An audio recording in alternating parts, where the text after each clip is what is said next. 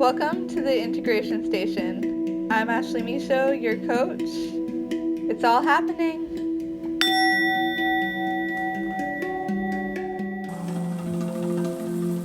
Hello, welcome to the Integration Station in our backyard. So you guys obviously know me, Ashley, and many of you know Tristan as well. However, maybe some of you don't yet, and maybe some of you see him pop in and out or have met him in the DMs, but haven't yet to explore what that kind of relationship looks like. So that's what we're going to do today. Is I'm going to pass the mic over to Tristan, and he can share a little bit about his story and why he's here. And of course, I've got some fun questions along the way to keep things interesting. I'm also, while he's talking here today, I'm going to roll us a joint so we can have even more fun during, because I think that's going to be some of our topic matter, which would be cannabis and some other psychedelics. Because I know with you, Tristan, this is all still a new part of your life, but that you've seen great benefits. So without further ado, I'm going to pass everyone over to you. Yeah, thank you. Yeah, psychedelics very quickly became one of the biggest aspects and elements to all the things I've been able to heal from. Recovered everywhere from obesity to post-concussion syndrome, to memory issues. Physical pain management was a very large element of my life, going back to being a child who, at the age of maybe 8, started suffering headaches and migraines, and was sick of having everybody in my life, when I asked, how do you cure a headache, they just say, well, you shouldn't be getting them. Why do you get them? If I knew as a child, I would have been able to do something about it. So, and especially being able to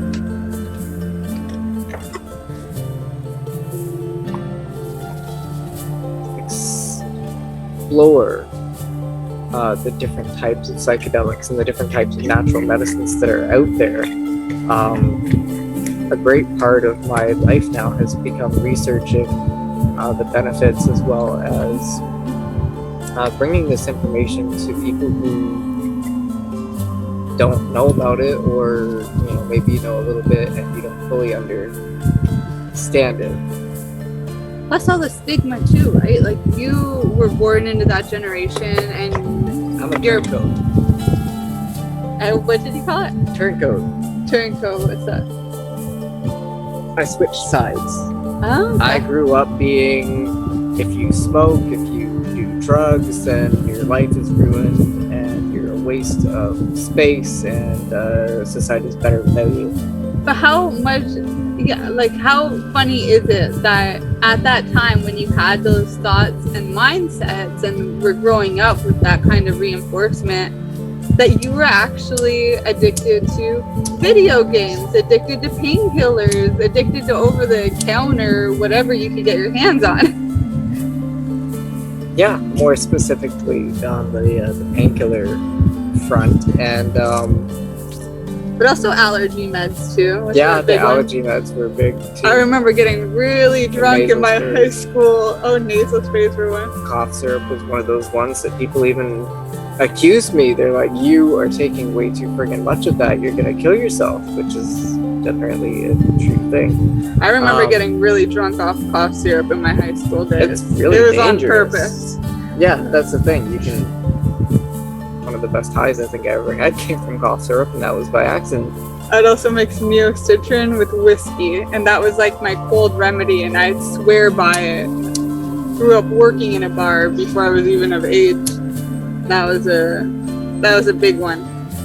My uncles and stuff like that, they'd always do the hot toddy. Well, the neocitrin with whiskey, that was my version of it. And it was my dad's a hot toddy person. Yeah. His generation. Yeah. My grandparents too, heavy drinkers, alcoholics on all three fronts. My dad's not as bad, but You never got bad like that either, so far as I know. I did when I was younger. I was drinking in high school, and by the time I was 19, I realized that when I was sober, I was a raging fucking asshole. And screwed up a lot of relationships that way. So it's the only way I could maintain my composure and maintain relationships would be to make sure that I get drunk. So putting that with part of it as well.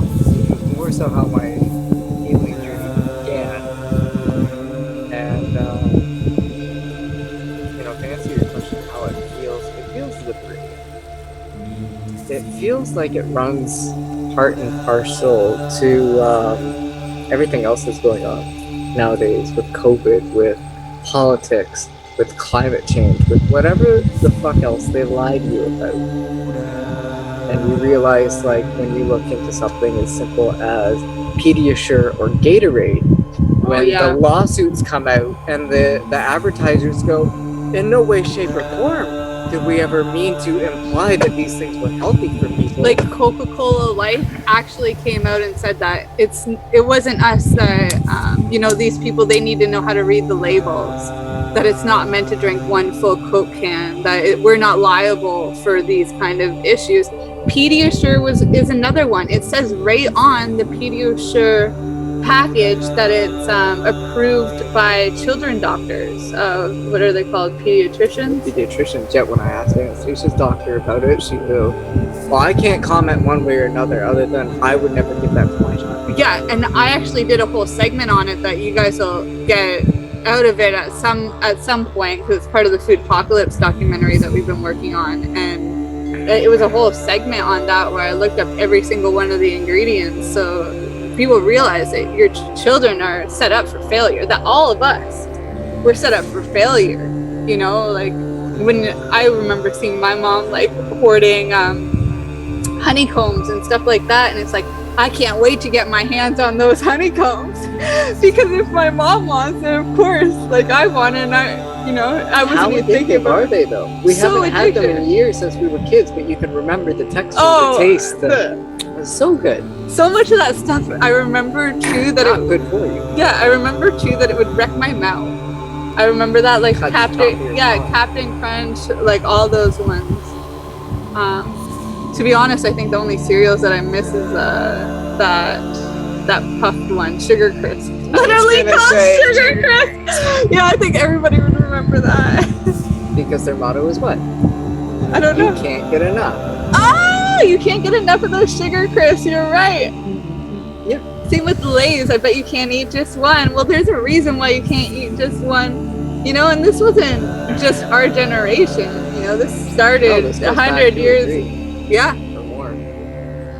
And we got to keep this in mind. Knowing your history is going to help you guys know what's going to happen, right? Like with all this coronavirus stuff, it's going to end up in the history books. But saying that these vaccines actually helped, what they're feeding, right? His story, whoever he is, it's all his story. It's not the collective story. It's not the mother's story. It's not the father's story.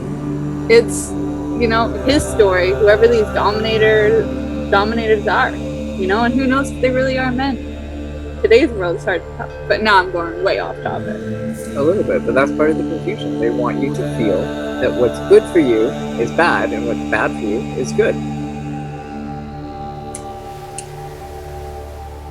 And that Michael Pollan How to Change Your Mind documentary on Netflix really slams that on the head, where you were seeing scientific breakthroughs with things like psilocybin and LSD, but there was that mix-up with the talk show, with the trials where they were giving people methamphetamines, and they thought it was LSD, and it created a bunch of holes in your brain. And then it got marked as, ooh, LSD, this is your brain on drugs, fucking egg crack in the frying pan. And then when the real information came out that this was meth, they never made it to the media. So most people don't even know. But thank you to Michael Pollan. They do say that most people will not reached a hierarchy of success until in their 40s and 50s, and he's definitely representation of that. Like he made amazing waves in the nutrition field, you know, throughout his career, but it wasn't until he changed his mind about psychedelic that he really took off. He was another chinko too. Grew up kind of thinking the same thing, stigmas. And you know, I am now. I feel I eased my way into this. Yeah, so tell us more. I mean, I know your story because I've been a part of it for at least like the last 4 or 5 years. Yeah. 3 at least. Yeah. So, but why don't you, fill others in on that? Because I mean, you were into spirituality and trying tons of other practices. Yeah. Far before. My overall journey goes back to when I was at that age where I was struggling with being sober and finding a way to maintain myself, like composure, and shitty decisions, got in trouble with the law, and it led me to a path of spirituality, essentially, to sidestep out all the fluff. And part of my story, I guess, which I can incorporate and talk openly a little bit more about, give you guys a bit more information, is, you know, I had the video game addiction my whole life. I wasn't on the street doing drugs and graffiti. I was staying at home, not living my life, not having any social contact with anybody, because that's the socially acceptable thing to do, right? So, like many people, we like games that reflect our personalities. And when you get in trouble with the law, you go through what's called a weapons prohibition. You're not allowed guns, not allowed swords were kind of a gray area. But you can't be carrying weapons on you. So my mind went to, in video game classes, they give you ranged weapons, which are, you know, guns, bow and arrows, whatnot. They give you melee weapons, which is hand-to-hand combat, knives, swords, whatnot. And they give you magic. So I'm thinking, well, motherfucker, if I can't have the first two, what the hell does it mean if I get into magic? So I dabbled with electronics, and I looked at things like tasers and how to, you know, use electricity and lightning to your own benefit, you know, torch lighters and whatnot. But it really opened the door into occultism, and I started there. And through studying occultism, I ended up understanding more about meditative and religious practices, because when you get into occultism, a big aspect to it is how to protect yourself against negativity, which is essentially the whole sole purpose in healing, is to how to safeguard yourself against your own negative thoughts, other people's negative influences, and whatever is projected onto us on a daily basis.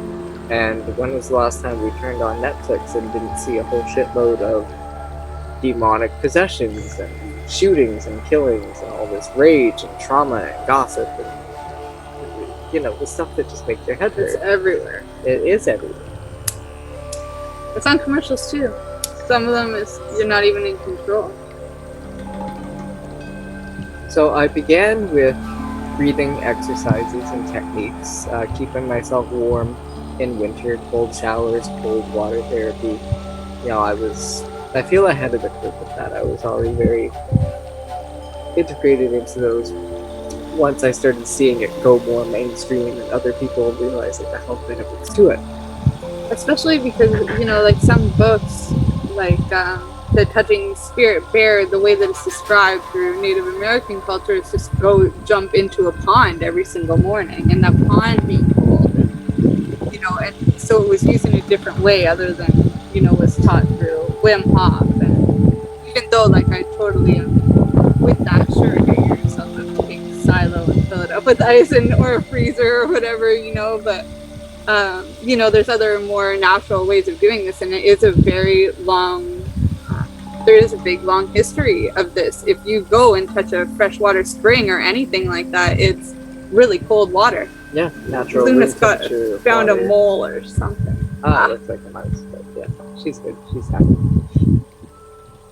And But it only got me so far. I still had personality issues. I still had emotional issues. I still had unhealed childhood traumas that I knew nothing about. I'd studied psychology, but more so on a front of understanding other people, understanding their emotions, understanding what their facial cues, their social cues, their body language meant. But I had done no internal work on myself. And my psychedelic experience, I think, peaked when, for the first time, really, and I tried weed before, and I didn't really understand, again, the breathing aspects to it, how to take He it. tells me that he tried weed before me, but I'm not Your convinced. weed was better. Your I'm weed not let me convinced. talk to you. Yeah, tell the story of when it hit. You know, so the first time that I really intentionally had weed, I had people offer it to me all the time, enough to realize that either it didn't work or I thought I was immune to it, to be honest, for a long time. And I just had a different tolerance to it. And I was experiencing a Reiki session that I believe was actually recorded. After a volcano. You introduced me to a volcano, which is quite pleasant because you don't have to worry about the burn down the back of the throat or in your lungs or anything else with inhaling things that are on fire. I still don't know what, like, full disclosure here, guys, like, they're a really expensive unit, and I am not convinced that the plastic from the bag would be good for you long term, nor am I convinced that the vaporizer itself, we don't know. It hasn't been around long enough for us to know what that may do to our lungs, so I don't believe all the claims out there about it. That said, my mom, cannabis expert, who I'm sure you've seen on previous podcasts here, she does very much believe in them, and she was one of the first people in all of Canada to open up a cannabis cafe. It was the Cannabis Corner Cafe, and the whole place was equipped with volcano. So we did get our hands on one, and it was a great experience. I still go on with your experience. I haven't had experiences like that really since. It works very different, and it let me see and understand how things occur naturally in nature much easier than it is to manually manufacture. And from there I had my interest, and when I learned that tobacco is something that actually heals things like brain injuries and brain damage. And, this is all tobacco. I don't got into cigars for a time. Now there is a big difference. The cigars will make your... You don't want to inhale these. They're more for smudging and stuff. You can smoke it or envelop your mouth, but it's not suggested to inhale. Essentially, the tar, like, you smoke cannabis or you do anything else, and you come away clean. Your sinuses are clean. Your throat feels clean. You know, it helps dry out the congestion in your lungs so you can cough it up and get it out. You've had really bad allergies too, I did. and he actually swears that this, I cured those through the Hape. Yes. Which was part of it too. And once I got into it with tobacco, and then I got into it with cannabis, and Hape or Rape, it's tobacco snuff. Yeah.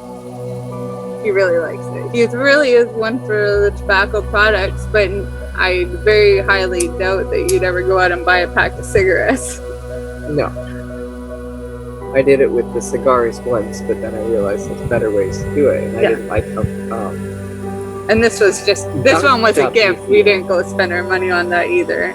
But cigars are more natural in this, but depending on the brand, they might still be grown in, radioactive fertilizer. A lot of it really is these days. That's the problem with going and getting a pack of cigarettes, is that, it's raised in 21 different pesticides and herbicides and fungicides and blah, blah, blah. 100 different chemicals to make the smoke look white and pretty. That's afterwards. After it's processed, they add the chemicals for the smoke, the chemicals for the flavor, the chemicals for preservatives. So there's a lot of issues with that are hurting people. But the tobacco itself is a really amazing medicine. And we get it right out of the jungles of Peru. And I guess it's border of Colombia and Peru. First experiment that I did with tobacco was actually, I was, again, game addiction. So I was into the Sherlock Holmes games, and I did a binge where I wanted to go through as many games as I own without any help. You should have put on the Sherlock Holmes hat. I could go grab the hat and the rabbit. Another time, we'll do another podcast where you just wear that. Nothing else. No, I'm just kidding. And the theory was that when I got stumped on a puzzle and I really couldn't solve it on myself, and I tried with the cigars and I got really relaxed into a state of being. And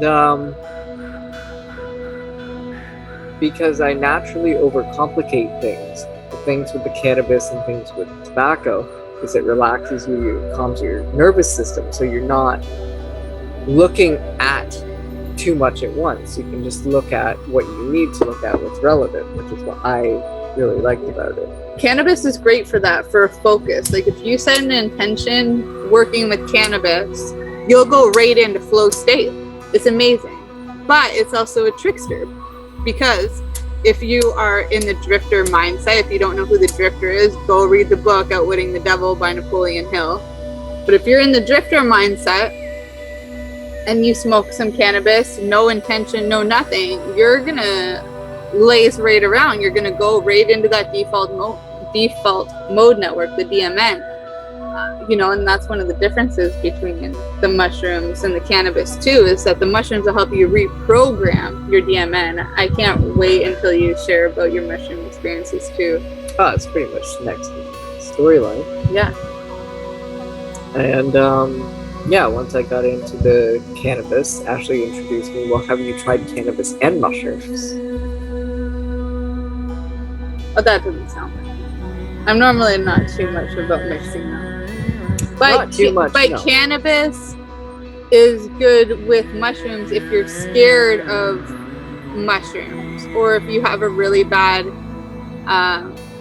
time coming into it, when you're feeling nauseous and all that kind of stuff. It soothes your nervous system, so you sidestep some of the harsher stuff, is my experience. Yeah, and Terrence McKenna talked a lot about that too, which is where I got it from. That's not my original idea. There's not too many original ideas out there anymore, but he was pretty wonderful in the way that he explained that. And that's like when he was taking them, he'd roll a bunch of joints, and then he'd spark them up as he needed it throughout the trip. And that's kind of how I taught myself to work with mushrooms. Once I found him, I started taking that advice.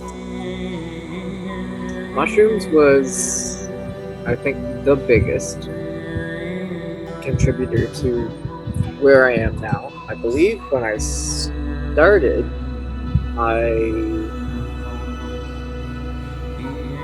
weighed somewhere around like 170 pounds, and I was working really hard to get my weight down, and it just show wouldn't your abs stay after down. And I went through the cycle of I would self-sabotage, and then I'd want to be a very big person, and then I'd gain a whole bunch of weight just through the mental aspect of wanting to be big. And mushrooms did two really good things. They helped me understand how to love myself, how to make that decision of, if you want to lose weight, you have to accept that you're going to be small, and use that to your advantage. And the other thing was, for the first time in a long time, I was truly able to experience that happiness, that euphoria. And like many people that I've spoken to, many of you guys watching have probably commented this to me as well, is that everybody should try it. My first thought on it was, this should be legal, that when you hit a certain age, you have to be vaccinated with mushrooms. You have to have it, because it just changes your perception of you. And for the first time, I was out walking and I wasn't worried about making eye contact, or, oh, I might offend somebody or interfere with their day, I realized, no, all these people also keep their eyes down to the ground and nobody looks up and around because they're all feeling the same thing and nobody wants to connect. And then I realized, well, this isn't your day, this is my day. It really helped me just feel things from my own point of view instead of, like I said, through psychology, trying to understand other people. I started to understand myself. And that was a big turn point. The biggest element to it was I was at the kitchen sink and I was doing dishes. And I can't give you a dosage because I don't remember. But I remember there was mushrooms and there was cannabis. And I was just in that daydreaming state of reliving happy memories and your favorite moments, and you can hear the music in your head just as clear as you're playing it on the radio because you can remember it so vividly. And I'm having all these wonderful memories and wonderful moments with my best friends, and all these experiences that developed who I was at the core foundation of my personality as a human being. And I realized they were all from video games. Every single fucking one. For over 20 years. And these mushrooms were taking me back through my life of all these happy experiences that really didn't involve anybody or anything else. And I really saw the damage that I had done to myself. Having self-isolated, thinking that this is the good way of being. I'm not out causing trouble, I don't cause drama, I'm not at the bar, I'm not drinking, I'm not doing graffiti, I'm not smoking, and I realized that I'd lost my entire life to something that is over normalized and over popularized and promoted. And yeah, there's elements to it that I think maybe it's the addiction that makes me want to defend and justify. There's character development, there's stories, there's things of interest that, like watching any TV show or reading any book, still has that the value of a human being in it, that of the heroic journey. It was at that point that I realized that I really had a lot of ground to cover. I felt like the hare who had woken up at the end of the race and the motherfucking tortoise just won, and I'm just like, what the hell just happened? And it really was waking up from the Matrix, this electronic world, or worlds of beautiful graphic geography, and there's historical facts that are all put into it too that makes it appealing.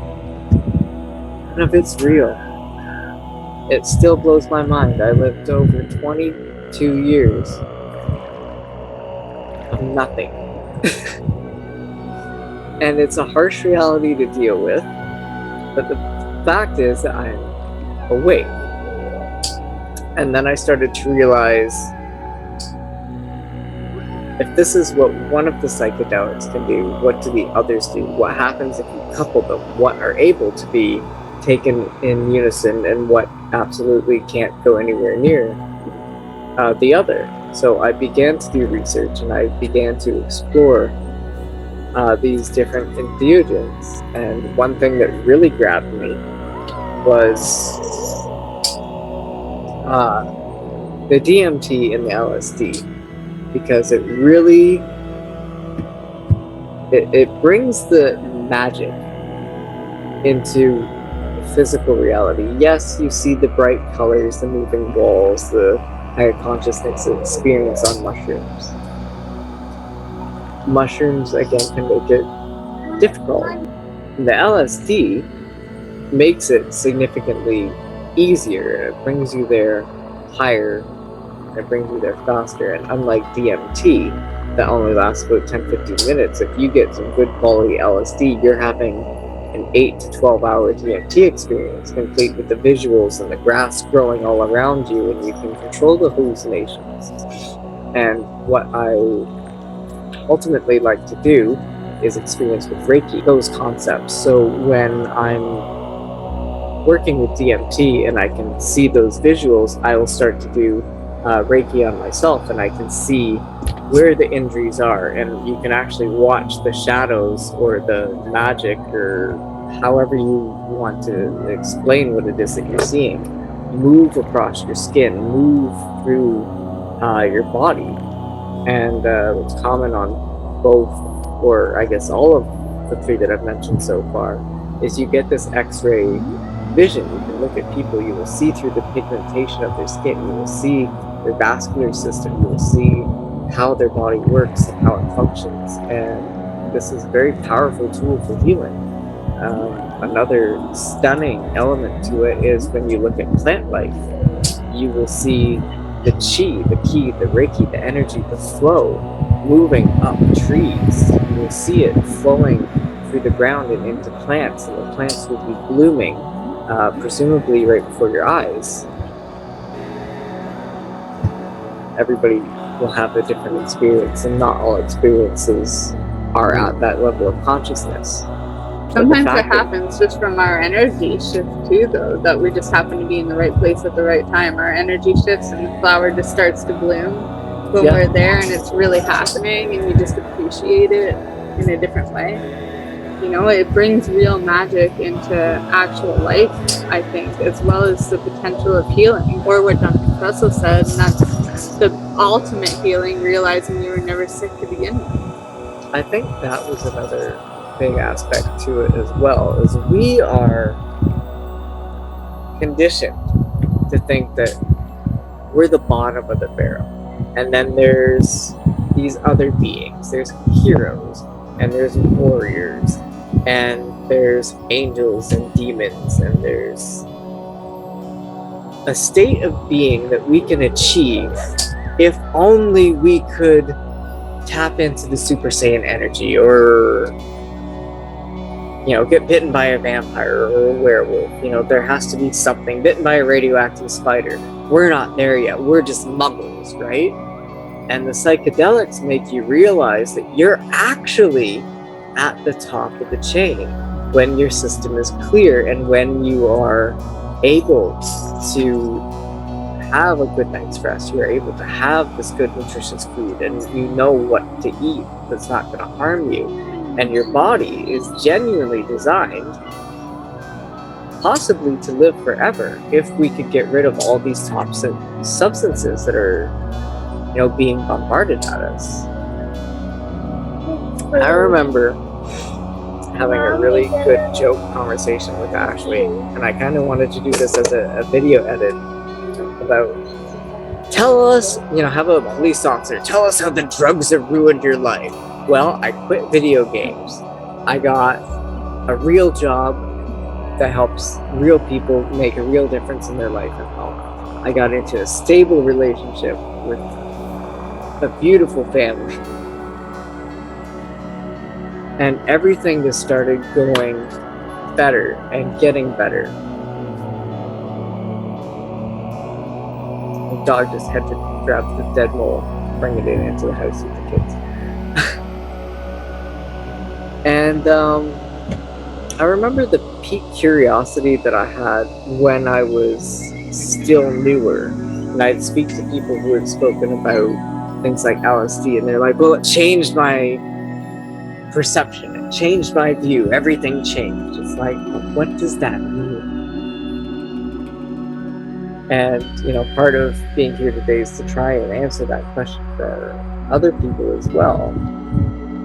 Part of the perception change that I got from something like LSD was, don't see your body as you anymore. You see your body as a car, an old friendly car, a old worn pair of shoes that's kind of thugged up, beaten up, but it's still the most comfortable thing ever, and you love it for what it's been through. And you no longer look at, oh my God, I have scars and I have cuts or I have tattoos that don't look good. You look at it like, I survived through A, I survived through B, I should have been dead on C. And, you know, these things like having a pain management issue when it's like, well, yes, you have a broken bone, but then you recover from it within 3 weeks instead of 3 months.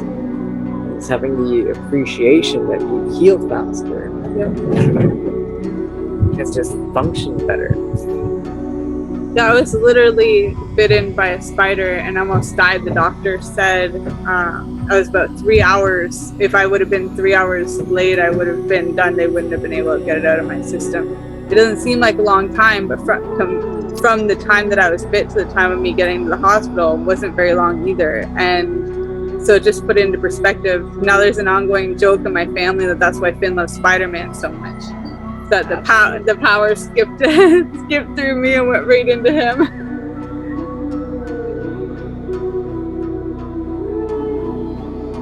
So yeah, as a nutshell, it's basically what inspired my body to be healthy, to stay and maintain being healthy. And yeah, the simple fact that I don't have headaches anymore. I've had one serious migraine in a year and a half. That's because I was really dehydrated. And I let it happen. It was, you know. Your mood will change based off your food or your sleep. And that's the other element, you know. We think that or they train you to think psychedelics are bad, but it's okay to stay up till 4 in the morning watching Netflix. That's okay for you. The truth is, don't do your best to be in the horizontal position, laying down with no screens, no blue lights. Get all that stuff out of your room. The goal is by 10 p.m. Okay, if you have any screens on or anything, chances are you're going to be in fight or flight mode. It's going to be harder to get to sleep. You'll actually get a second wind. We get an inevitable second wind at 10 p.m. Yeah, a big part of the healing consisted of the training and discipline to follow a proper regimen and routine. And that's being in a horizontal position by 9:30, by 10 a.m. And you will naturally start waking up earlier. You wake up with when the sun comes up, and then genuinely, if you're well rested and in a good state of healing, sleep deprivation plays a lot of a lesser part. And I've had nights where I've been up late and I'll still be up at 4:30 in the morning, 5:30 in the morning, and feel good. But you know, these are things to consider, whereas you're guided through the messages that you receive, as well as that the clarity of mind to work with these medicines. You can't have anything else in your system. That means you're off painkillers, that means you're off sleep meds, that means you're off anti-anxiety whatevers, that means you're off coffee. And once I cut coffee down to 1 cup every week, 1 cup every 2 weeks, I had no sleep issues. And I had that extra energy of being able to be up most of the night, or I've had a few all-nighters too. Those all-nighters did involve coffee the next day. But you feel and function more optimally, much more than the usual that you would get if you didn't have a clear system that makes it safe to work with these medicines. And part of working with the medicines, and to say what I just said again, but in reverse, is that you have to have your system clean in order for it to be safe for you. You can't just start taking mushrooms if you're drinking. You can't mix a lot of these things with any medications or any alcohol. And the fact that you want to work with the medicines and you get your system clean is a tremendous part of the healing. It's a tremendous part of the emotional stability. It's the tremendous part of success and being able to follow a regimented, structured routine, your daily foundations. And just by having my system cleared of any other gunk made that a big aspect. And then you couple that health with nutrition, proper sleep, and then you're adding in things like mushrooms, things like cannabis, things that'll calm and soothe your nervous system, And so that you're not helps. stuck in fight and flight. Yeah, and it helps with calm the nervous system. So it also helps with curbing any withdrawal symptoms you get off of getting off of pain medications or caffeine, which is a psychedelic, by the way. You know, it's the most common drug, and we don't even call it a drug in our culture. And you know, even the reason why it got brought in to culture the way it was isn't to your benefit. So I encourage you, if you're a big coffee drinker, figure out how this all started, both in history and with yourself, so that you know, maybe this kind of introspection work would help in that area. You can do the same around pain medication, over the counter or under the counter. Like, one thing people don't know is, you know, Tylenol actually kills a person's empathy. You know, there's a lot of things that are both emotional and physical, you know, that are coming from these things. And you make some good points here. You know, cleanse out these medicines you can use to help you do the cleansing, help you break these patterns, because it you know, changes the default mode network. It enables you to see what that is for you clearly. Like, you can think about it like a Christmas carol. Well, you got the ghost of Christmas past, of Christmas future, of Christmas present, and what are you going to do about it? You know, Charles Dickens, He knew something was up he too. knew the hero's journey. That is definitely a fact. I gotta say, there's something to that. If you take mushrooms or LSD or both before you go to sleep, and then it hits you in waves where you'll be in the shower and the ghost of Christmas past will come, and you'll have this like 20 to 40 minute, you know, experience of what could be visual and what could be just psychological and emotional. But then it passes, and you genuinely feel this feeling, not like the creepy goosebumps that you're being watched, but you feel that someone else is in the room with you. You know, I refer to it as my teacher. My teacher has come, and my lesson is about to start. And you'll feel when it's there, and you'll feel when it's gone. And sometimes you will be visited by numerous in the night. And yeah, I always think of the Christmas Carol a lot with that, especially because at the end of it, he's not an asshole. Yeah, because he made different choices, because he adjusted the default mode network, which was He saw his future. He saw how people hated him. He saw it. And why? Yeah. Because he felt it. You know, another thing too, or at least, you know, my theory behind it is that it's a conversation that we're observing. You know, it's actually a conversation between our soul, our ego, and whatever medicine teacher it is, whether that's plant medicine, fungi, or frog. You know, it's this conversation, and you're just sitting back as the observer. You know, maybe it's my experience with The Untethered Soul by Michael Singer that, you know, brings this theory to mind. But, you know, there is some ancient wisdom in these medicines, which is likely why you're interested in them or using them already. And you know, with that, whether it's through food or medicines, there's this conversation being spoken to you on a DNA level. I think the difference between proper nutrition in that conversation is that you see the benefits, you see the changes in yourself over a long period of time, whereas when you're working with you know, these other medicines like frogs or fungi or plant medicines, it's a conversation that your soul is involved in. And there's also a talking to with your ego. It's not about ego death, it's about ego and soul alignment. Rebirth. A rebirth. Yeah. You don't want to kill off the parts of you that make who you are. You know, the foundation to Ebenezer Scrooge was his wealth, which was driven by ego. You know, and new Scrooge would not want to give away what made him successful. He wants to capitalize on it, like being a better person. You know, you don't want to kill off all the parts of your ego. You just want to have a harmonious duality between the two wolves inside yourself. Yeah, he became the giver. And I believe that there's a big change of that happening in our culture now today, too, where more people want to give. I see people leave the corporate world all the time, wanting to give back and start their own business. You know, they see what happened when their ego got too big and their soul became a small voice. But the truth is, you know, it does still prevail. The ego is still always there, and so is the soul. It's just which voice do you want to listen to, like the wolf, which I think is great synchronicity since we're going to powwow this weekend. See tomorrow. That's an old native proverb.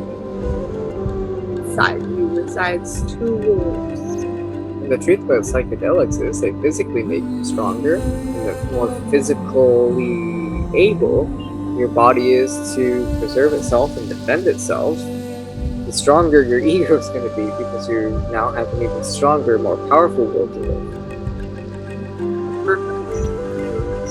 You have to make those decisions out of purpose and passion instead of fear. You know, if you're in an ego, if your ego is speaking louder than your soul, then you don't have enough faith, or from my understanding is that there's not enough faith cultivated for you to allow your soul to prevail. So your ego is just trying to protect you. You know, and it is a good protector, but who wants to live making all their decisions out of fear when passion is so much more enjoyable? It's like that movie of Monsters Inc., where they figure out that, you know, their whole business was based off of kids' screams and kids being terrified, when what was more powerful the whole time was laughter. And how much of a better world that would be. Yeah. My mind goes to the Croods a bit, because the video game addiction put me in the same category as the dad. You know, never leave the cave, you go outside dead. But then it's like, what point is living a long life if you're not living it, if you're not going out, if you're not experiencing it, if you're lonely and miserable, but you're alive and healthy, you know? And then, and how do you know? Obviously, it gets confusing. Yeah. How do you know that you're alive and healthy if you're not living anything? You know, if you're not in the presence of other people that are there to teach you. Real people, NPCs don't count. I don't care what Mr. Free Guy or Reboot has taught us.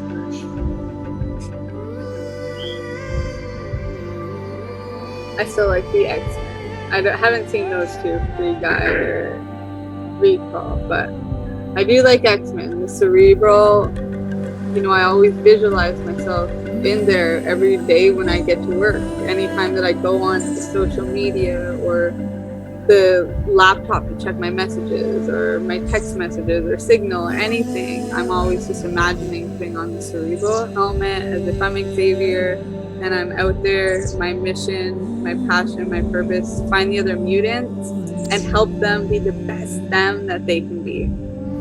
Always it. I feel the mutant with the psychedelics as well, because the more you work with them, the more you develop your internal skills, your psychic abilities, physical abilities, healing abilities. You know, again, I just broke my shoulder a while back, and I was told by a doctor that I wouldn't have any use of my arm until probably another month from now. And I had made a full recovery in 3 weeks. Yeah. You know, pain-free. And people who are tapped into this, it does remind me of the mutants, but then it's illegal. It's with bad guys. We're the dangerous ones. We're the threat to, you know, them. I've been getting more. All the muggles, they fear us and stuff, you know? I've been getting more messages about that lately since coronavirus too, where people are just messaging me. Some of them are people that I know personally. You know, some are just, you know, people on Instagram that I haven't had the opportunity to really connect with. But they're just coming at me with You need to watch what you're doing. It's all Lucifer's work and this and that, like a lot of biblical stuff.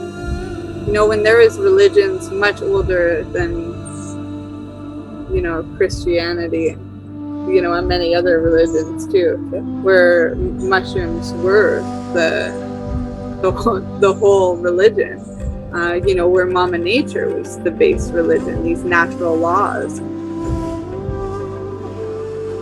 A lot of, you know, the superstition that comes from the misuse element. When you're in a negative state of mind, when your body's full of gunk, when you're drunk on alcohol and all this other stuff, and then you're bringing in... Alcohol can be a great thing, like fermentation is great, but not, again, it's like the cigarettes. It's not made like that today unless you're making your own and putting your love into it. Guess what? It's pulling the essence out of you and everything. That's what alcohol does. If you make a tincture, it's pulling the essence out of the plant. So if you're drinking that same liquor that you'd use to make a tincture, it's pulling your essence out of you. Guess what that makes space for? The actual demons. Okay, the actual bullshit and drama that you would start to attract to fill that space once your essence is pissed away, literally. And if you go into these things, again, in a really shitty state of mind, in a really shitty state of health, you're gonna have bad experiences. You're going to... So some of those bad experiences are the best experiences. The demons, yes. If you're in the right state of mind and you understand these things, yeah. But it's hard in the moment. And I've definitely had my fair share of bad trips. They're not all enjoyable, but once you get out and you realize that it really is a rebirth, right? If you guys think about birthing, you know, and I wrote about this in the book Rebirth, but you know, there's a lot of hype around the experience, which lasts 6 hours. Guess how long the average labor is? 6 hours. You know, there's a synchronicity there. There's something, you know, running parallel of, you know, and it's very much hyped up, just like the experience is hyped up. But guess what parents realize? Is that after the birth, there's 18 years with this new being in your house where you're responsible. And the same thing happens with psychedelics, and that's not always discussed either. You know, you come to these conclusions that a bad trip was a good thing because you're doing the integration work. Dr. Dan Engel always says that you know, you have to get inspired and stay inspired. He talked about life being school. He did this entire Aya roadmap too, actually. Yeah, if you guys want that, let me know and I'll link you to his website where you can download it. But you know, there was all of these things: have respect, have reverence. I ended up painting out what my version of an Aya roadmap would be, and I was using that in my integration work. A lot of it I was doing naturally. Why? Because I was listening to the medicines. You know, they do show you what work is yours to do, but it's still your responsibility to do it. Just like with being a parent, your instincts are going to tell you what to do. But if you're not doing the work or giving that work away to video games or something else, then, you know, it's not really doing the integration work, and you're not going to appreciate those bad trips. You're also not going to have the vision to see what really is good and what really is working. There's a lot of rewards in it. You said earlier you had some questions. Yeah, you can if there's anything else that... Well, I guess my questions were, you know, just in general, I think you covered a lot. You know, the Reiki, how Reiki is a part of your life, you know, doing the internal and personal alchemy over it being like this witchcraft occult thing. It's inner alchemy, you know, and you touched on that. You did talk through a bit on cannabis and mushrooms, DMT, LSD, you know, and this is all pretty new in your world, you know, and you've had some pretty crazy breakthroughs. I mean, you're literally a walking, talking version of how this can help a person. Like walking, talking billboards. I think that's what I'm missing. I guess my next question would be, what are you doing now? What is your work to do? And then, of course, letting everybody know how they can contact you. So I have a few projects. One is an ongoing project with DMT and working with that, and one is going to be new, which is getting into MDMA. Molly. For the ravers I out read there. Dr. Dan's book, and it was very much meant for me. 100%, especially because a biggest key component in it is that a neglectful mother, or the absence of a mother, is the most traumatizing experience. And from what he described, it's no human trauma. It surpasses rape, it surpasses war. The it's complex trauma where it happens over and over and over again, impacting other areas of your life. And it's not something I want to get into at this point, but that was, the it's biggest a great book. Key component to, again, those headaches going back to being a small child, the emotional instabilities and issues and trouble with socializing, connecting to people who aren't computers. It all plays a role. And so I read his book, and a dose of hope. Dose of Hope. Beautiful book. Very, very relevant, especially to anybody who feels hurt.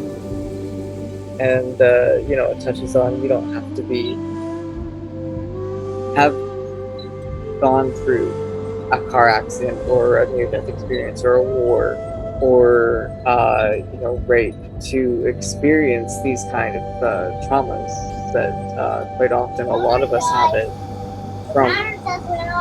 Okay, we're just finishing up. Thank you. Being his age, and it sticks with you. And because of the last 3 generations or so, you're not supposed to talk about your emotions. You're not supposed to express yourself. Boys don't cry. Boys aren't even fucking boys anymore. We won't go there. But who and what you are emotionally is genuinely taught. Nobody wants to hear it. Keep it to yourself. Go to a therapist. And all these issues come up.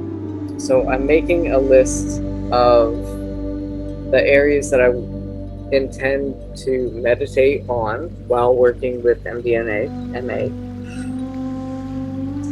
including repairing relationships with my mother, including repairing relationships and bettering relationships with my father, as well as Ashley, our kids, and with myself. A very important element to his book was we tolerate so much bullshit from ourselves. It's things that we would never ever let other people get away with, but we expect it and accept it from ourselves. And again, there's that internal monologue that needs to be rewritten that I'm excited to go in to and work through. I've been making notes of areas that I'm going to meditate on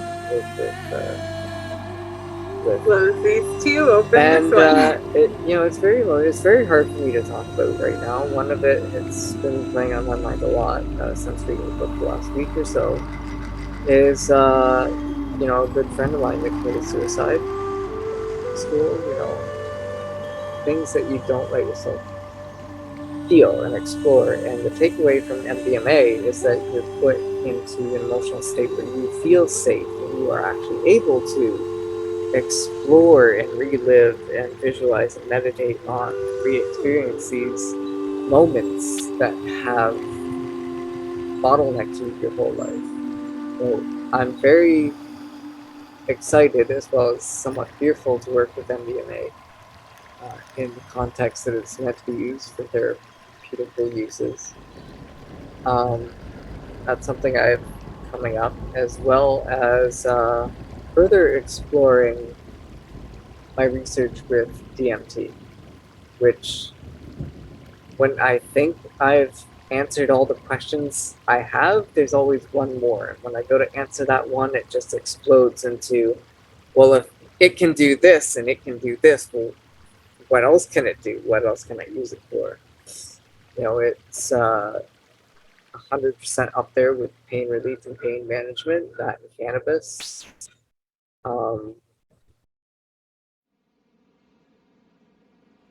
I really want to document being able to visually see this unseen border world that's around us at all times that people don't Which know you clearly see are there, and you see everything that McKenna's spoken of. You understand it. You can, I'm thinking of Joe Rogan. He was describing the entities, or these spirits that come and visit you when you're on DMT canals. And Joe Rogan was expressing that they're just beings of vibrational beings of like light and happiness. And there's more to it, and I know there's more to it. And a lot of my research is going to consist of exploring, documenting, listing, and ultimately being able to break down these experiences in ways that everybody can understand and feel safe and comfortable with. These McKenna elves, I've experienced different types, I've experienced different shapes, anywhere from an ambient being where the atmosphere of the room changes. Like you've gone through a hole in time and you suddenly, you are in a party, or, the room can just change based off different feelings and emotions. And it's almost like you can see the tunnel of your actions as what you are physically doing, representing around you, is creating a wormhole going through to manifest a world that exists where you accomplished all your goals. I see some of these things as like interdimensional travel into universes where we are in control of our health and we are in control of our lives, and we do make our own luck. And it's comparable to the same skills as talking to angels, having your prayers answered, and being able to work with these higher entities to achieve a peaceful life. You see miracles because you're in a state of gratitude and a state of love, which is a state of mind. It's not an emotion, it's a state of being. And if you can be more in that state of being, you see the miracles, you see Christ. There's this old proverb too, I don't know which religion it came from, of if God had a secret and he knew that the safest place to put it was in the human heart. And so if that was the case, then aren't we all laced with, some Christ consciousness? And wouldn't that be our duty, is to encompass that, to be closer to that? I know I would. One thing I work for. I wouldn't say it's,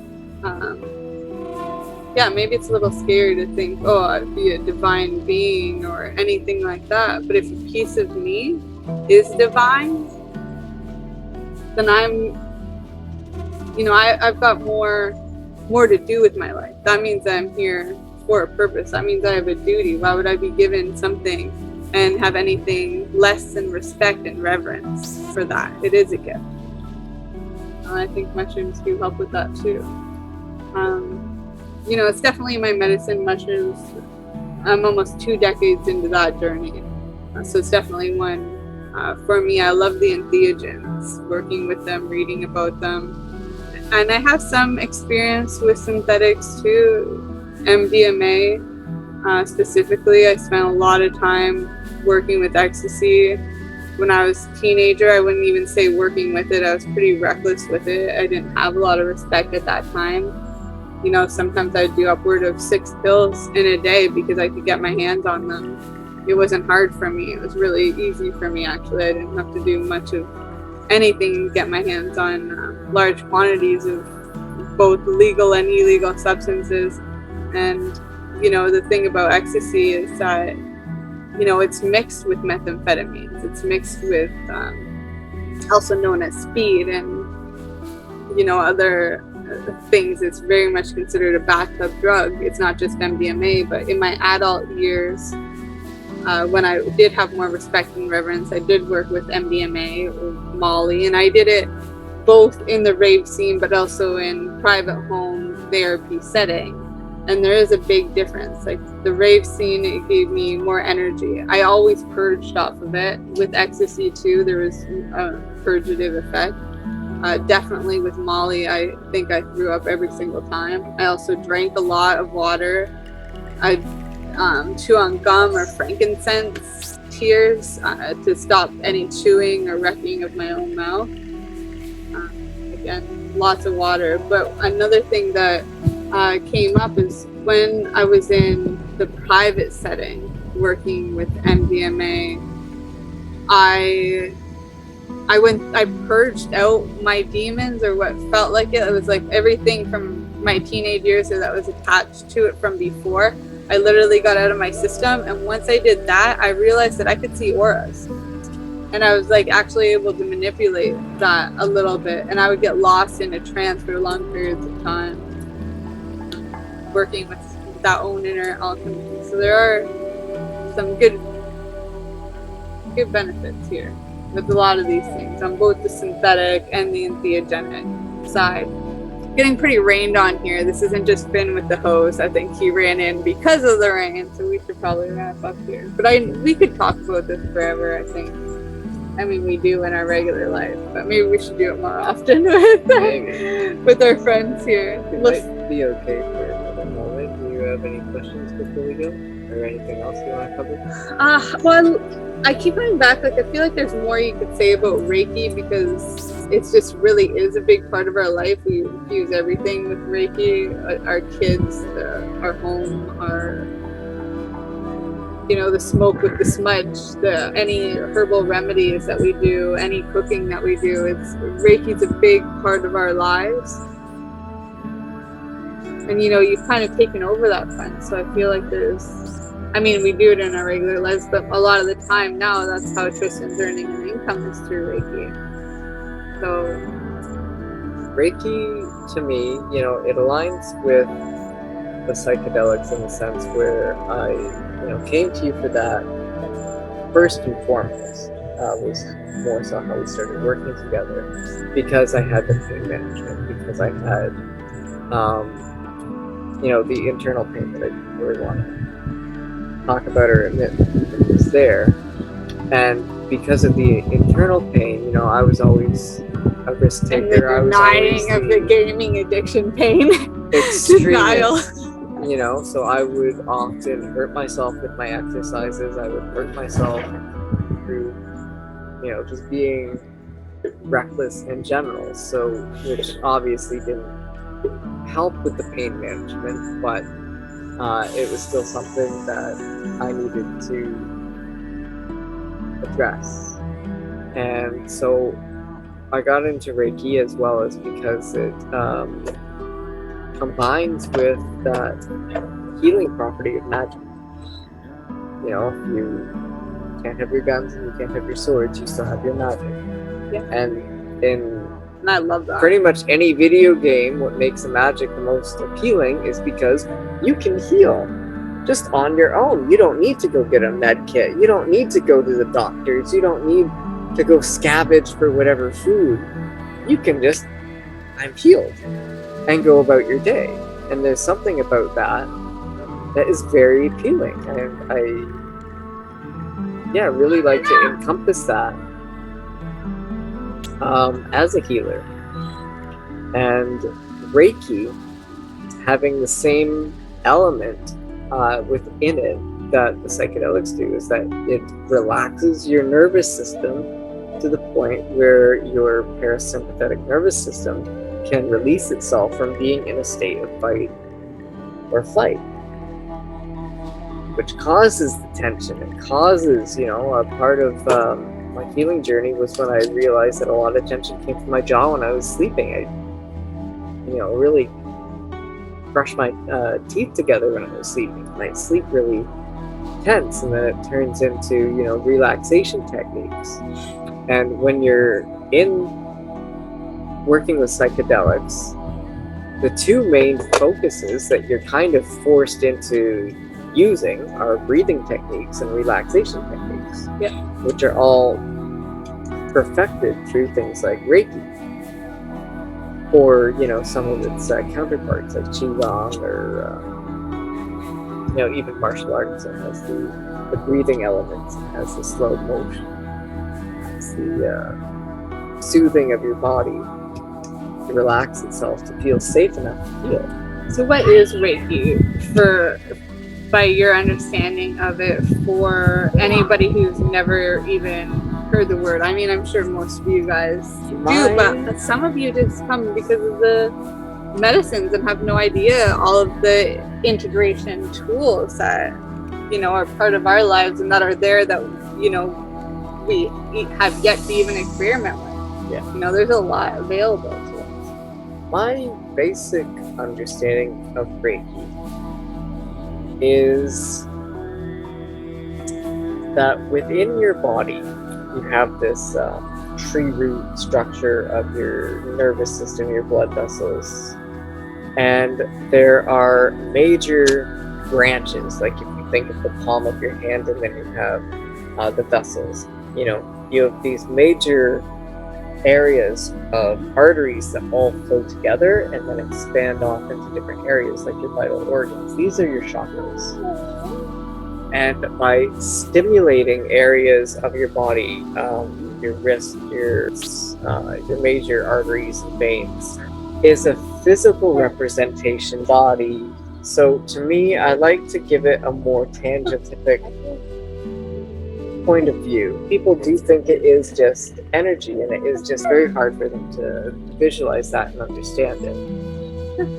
You think of energy as your blood flow. Energy is just, you know, you want an area that's burned, or you want to stimulate blood flow into an area that's been injured, so your blood can naturally do what it's meant to do and heal you. It's about allowing your body to feel itself by practices like holding your heartbeat, by listening to yourself breathing. You know, it goes back to that state that people talk about, that when you're in the womb and you hear the mother's heartbeat, and it's when your body's encompassed to be growing and developing and be at its strongest.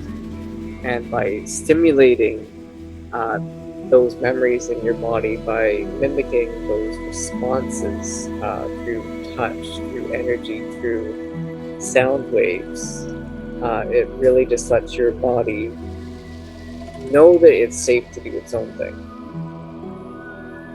I think is the best way that I would explain Reiki in a physical sense.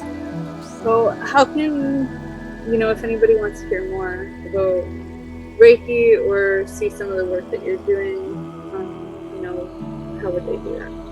You can find me or email me at tristan@knowingtheworld.org, and you can also touch base with my Instagram, Reiki Restoration. You also hang out in our DMs too. Yeah. And quite often, if you message Ashley on Instagram, I'll likely be the one receiving and sifting through messages, making sure that when you're ready to enroll, you know, you go straight to Ashley.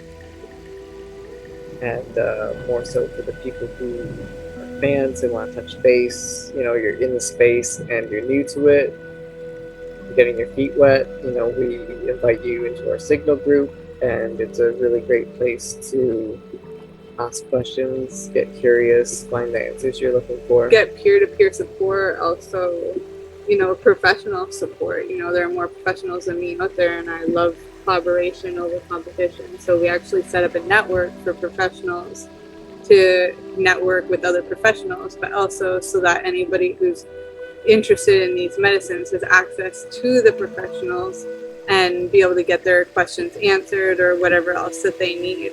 And we also have another place set up for peer-to-peer support. That's kind of where I hang out more. processes there and the DMs, but pretty much, yeah, you helped me out there a lot because there's a lot of messages that come through, and in order for everybody to get an answer, I needed somebody else. There's a lot I can do. I don't mind getting my hands dirty. There's no job I give to anybody that I wouldn't do myself. But sometimes you need some help. Yeah. All right, I guess we're good to head out now, yeah? Yeah, absolutely. I think we're definitely over time. I know Finn wants my time for sure. So thank you so much for your time. We'll talk to you very soon. And I guess. bye.